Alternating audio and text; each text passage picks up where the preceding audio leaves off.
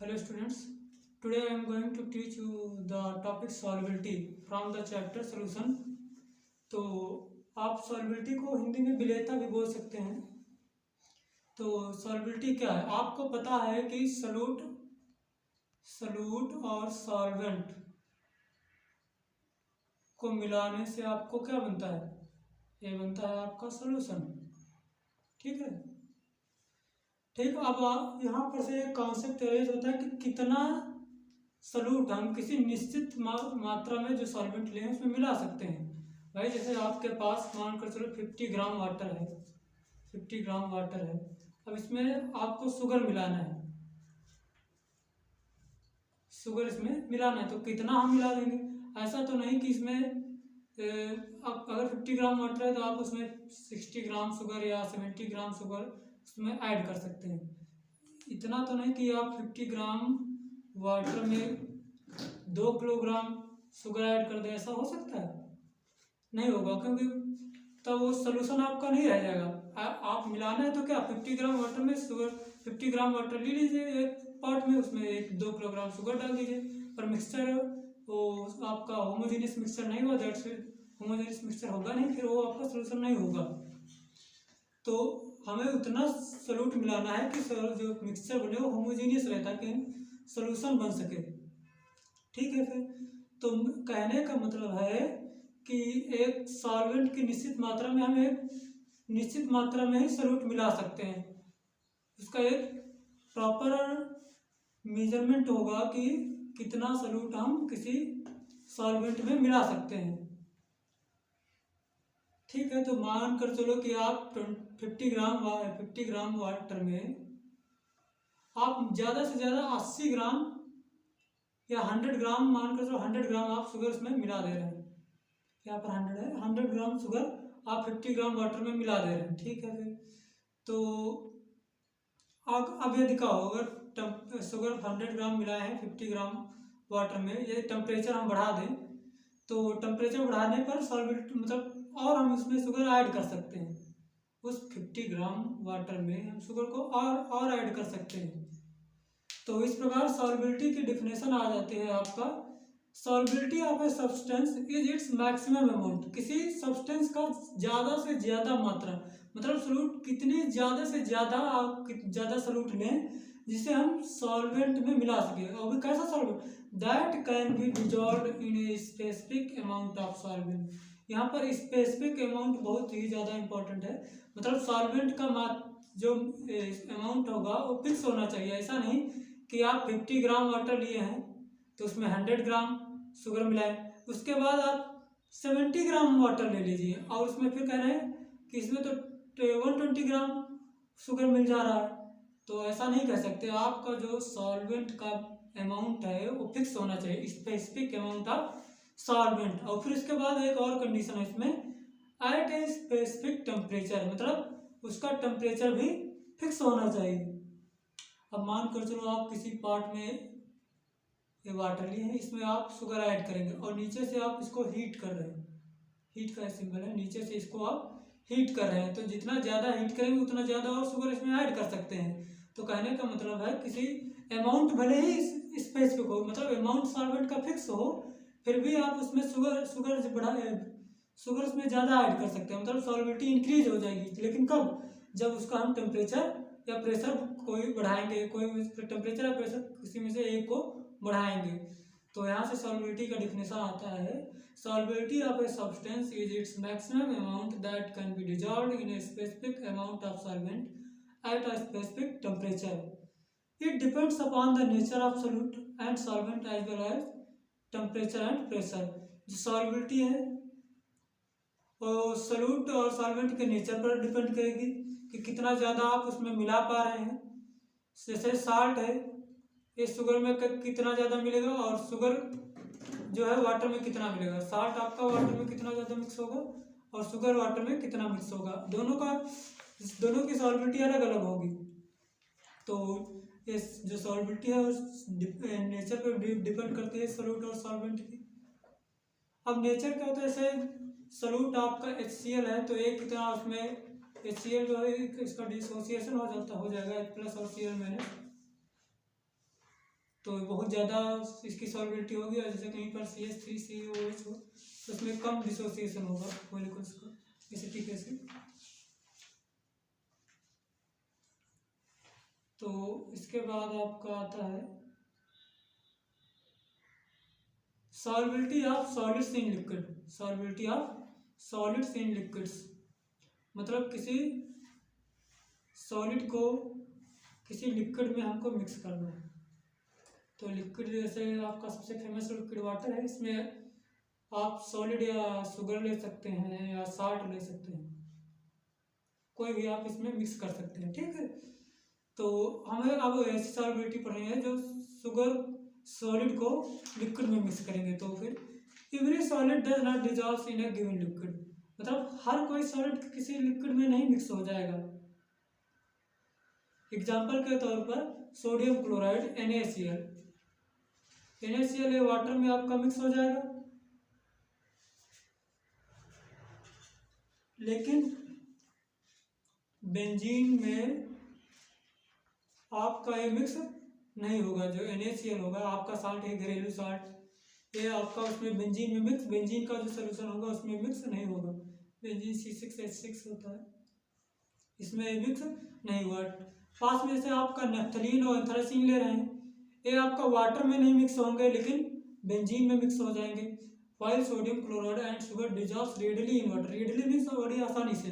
जब जहाँ पर सोडियम क्लोराइड और शुगर जो है आसानी से वाटर में मिक्स हो जाते हैं, सोल्यूशन बनाते हैं, वहीं पर नैप्थलीन और एंथ्रासीन दो ऐसे कंपाउंड हैं जो वाटर में आसानी से मिक्स नहीं होते, सोल्यूशन नहीं बनाते हैं। On the other hand naphthalene and anthracene dissolves readily in benzene. तो दूसरी तरफ जहाँ पर नैप्थलीन और एंथ्रासीन बेंजीन में बहुत ही आसानी से घुल जाएंगे, but sodium chloride and sugar do not. लेकिन जैसे नमक हो गया और चीनी हो गया आपका, वो बेंजीन में आसानी से घुलने वाला नहीं है।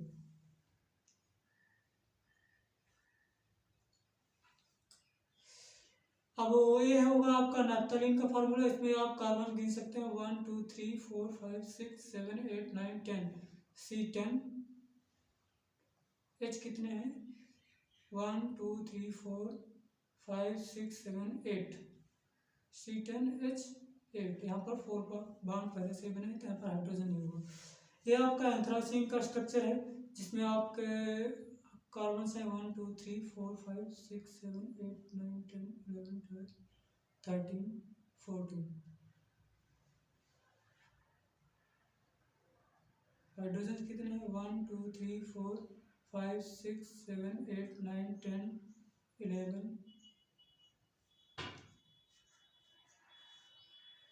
1 मिनट 1 2 3 4 5 6 7 8 9 10 11 12 13 14, वो 14 C14H आपके कितने हैं, इसमें हो गए 4, इसमें भी हो गए 2 4 6 4 10, C14H10।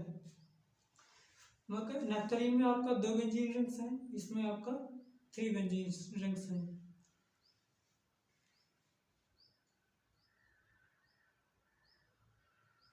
हाँ, अब इसमें ही नीचे डिफरेंशिएशन है। It is observe that polar solute dissolves in polar solvent and non polar solute dissolves in non polar solvent. We में से लाइक डिजॉल्व्स लाइक, मतलब जो पोलर सॉल्यूट होंगे वो आपका पोलर सॉल्वेंट में मिक्स होंगे, और जो नॉन पोलर है वो आपको नॉन पोलर में मिक्स होंगे। जैसे आपका HCl है, इसमें जो पहले पोलर और नॉन पोलर जान लो। पोलर में क्या होता है, bonding electrons shared unequally between 2 atoms. Chlorine और हाइड्रोजन के बीच में जो इलेक्ट्रॉन्स हैं, ये बॉन्डिंग इलेक्ट्रॉन्स जो है वो अनइक्वली शेयर्ड होते हैं। मतलब क्लोरीन की इलेक्ट्रोनेगेटिविटी ज़्यादा होती है तो अपने तरफ एक खींचे रहती है इलेक्ट्रॉन पेयर्स को, और यहीं पर देखो ये क्लोरीन के बीच के बॉन्डिंग है, मतलब Cl2 है, और ये आपका HCl का स्ट्रक्चर है, ठीक है। अब क्लोरीन में जो बॉन्डिंग इलेक्ट्रॉन्स है दोनों कंपाउंड्स की सेम इलेक्ट्रोनेगेटिविटी है, तो ये बीच में रहेंगे, इक्वली शेयर्ड रहेंगे, तो ये नॉन पोलर आपका कंपाउंड है ना, कंपाउंड है। ये कैसा है, पोलर कंपाउंड। अब HCl को जब हम वाटर में मिक्स करते हैं H2O, तो H2O भी आपका H2O भी आपका पोलर कंपाउंड है। कैसे पोलर कंपाउंड है, जैसे ये होगा H और ऑक्सीजन, ये भी H, हाइड्रोजन ऑक्सीजन हाइड्रोजन, यहाँ पर डेल्टा प्लस, यहाँ पर डेल्टा माइनस, इस पर भी डेल्टा प्लस। क्योंकि ऑक्सीजन की इलेक्ट्रोनेगेटिविटी हाइड्रोजन से ज़्यादा होती है, दैट्स व्हाई ये अपने तरफ इलेक्ट्रॉनों को खींचे रहता है ऑक्सीजन, जिससे नॉन पोलर कंपाउंड होता है, ऐसा पोलर कंपाउंड होता है।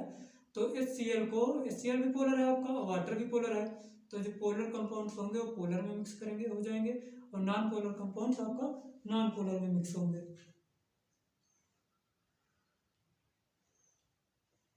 फिर अगला आपका डिफिनेशन आता है dissolution. When a solid solute is added to the solvent, some solute dissolves and its concentration increases in solution. This process is known as dissolution.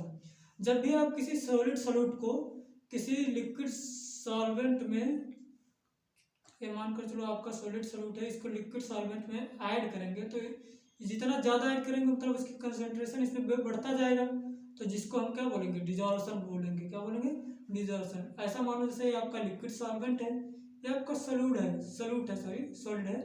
Separate out solvent मतलब solvent के molecules थोड़ा अलग अलग करेंगे जब solute mix होगा, और solute के भी मॉलिक्यूल्स अलग अलग करेंगे, तो यहाँ पर डेल्टा H1 एनर्जी निकलेगी, डेल्टा H2 एनर्जी निकलेगी, क्योंकि ये जब मिक्स होगा वाटर में तो बॉन्डिंग होगी, तो यहाँ पर बॉन्डिंग होने के लिए इन सॉल्यूट सॉल्वेंट के आइटम्स को अलग होना चाहिए, तो अलग होने के लिए जो आइटम्स के बीच जो बॉन्ड होगा वो टूटेगा, जब टूटेगा तो एनर्जी निकलेगी, तो यहाँ पर डेल्टा H1 डिजोल्यूशन एनर्जी, यहाँ पर भी अलग अलग कराएं तो डेल्टा H2 डिजोल्यूशन एनर्जी। अब दोनों को जब मिक्स करेंगे तो बॉन्ड फॉर्मेशन होगा सॉल्वेंट और सॉल्यूट के बीच में अगर हो रहा है तो वहाँ पर डेल्टा H3 एनर्जी मानकर चलो। बॉन्ड ब्रेकिंग में एनर्जी निकलती है और बॉन्ड फॉर्मेशन में एनर्जी हमको देनी पड़ती है, energy of dissolution and energy of association. फिर आता है आपका crystallisation. Some solute particles in solute collide with the solid solute particles and get separated out of solution. This process is known as crystallization. सीधी भाषा में बोले तो यदि किसी कोई सोल्यूशन है, उसमें कोई सॉलिड सॉल्यूट आपका मिक्स है लिक्विड में, तो यदि उसको आप हीट कर रहे हैं तो ये जो सॉल्वेंट है पूरा मानकर चलो वाइपर बनकर उड़ जा रहा है, अगर नीचे से हीट करेंगे तो उसके बाद उस पर पॉट में जो होगा उसमें केवल सॉल्यूट रह जाएगा, सॉल्यूट के क्रिस्टल रह जाएंगे, जिसे हम क्रिस्टलाइजेशन बोलेंगे। सॉल्युबल सॉलिड इन सॉल्यूशन, इसमें जो है तो इस जो यहाँ पर सॉल्यूशन है इसमें सॉल्यूट आपका मिक्स है, इसको हीट किया गया, तो जब हीट किया गया तो यहाँ पर देखेंगे तो कुछ वाष्प बनकर उड़ भी जाएगा और कुछ रह भी जाएगा, तो इसके क्रिस्टल्स कुछ फॉर्मेशन हो जाएंगे, जिसे हम क्रिस्टलाइजेशन कहेंगे।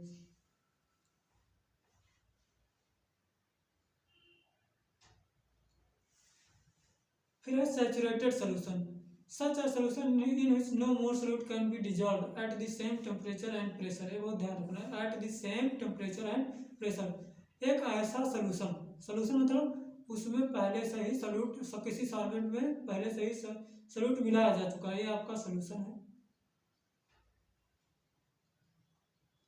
अब इसमें हम और ज़्यादा सॉल्यूट नहीं मिला सकते हैं। सॉल्यूशन कब बना होगा, जब इसमें हम सॉल्यूट ये आप इसमें सॉल्वेंट और सॉल्यूट दोनों है ना, तो सॉल्यूशन तभी बनेगा जब सॉल्वेंट में सॉल्यूट मिलाएंगे।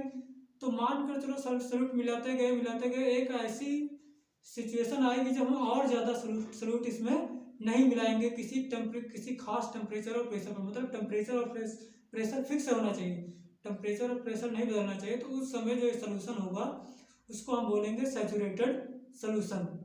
इतना बात ध्यान रखना, अगर इसका टेम्परेचर बढ़ा दे रहे हो तो इसमें और ज़्यादा सॉल्यूट मिला सकते हैं। जैसे आप वाटर लिए, मान कर चलो इसमें मिलाते गए, ये आपका 50 ग्राम वाटर था, इसमें आप 150 ग्राम शुगर मिला दिए, 150 ग्राम शुगर मिला दिया। आप इसमें एक दाना भी शुगर का एक नहीं मिला पा रहे हैं, तो ये सॉल्यूशन जो है आपका सैचुरेटेड है। लेकिन क्या हो, इसको नीचे से हीट करें मतलब टेम्परेचर बढ़ा दे तो इसमें और शुगर भी मिलाया जा सकता है।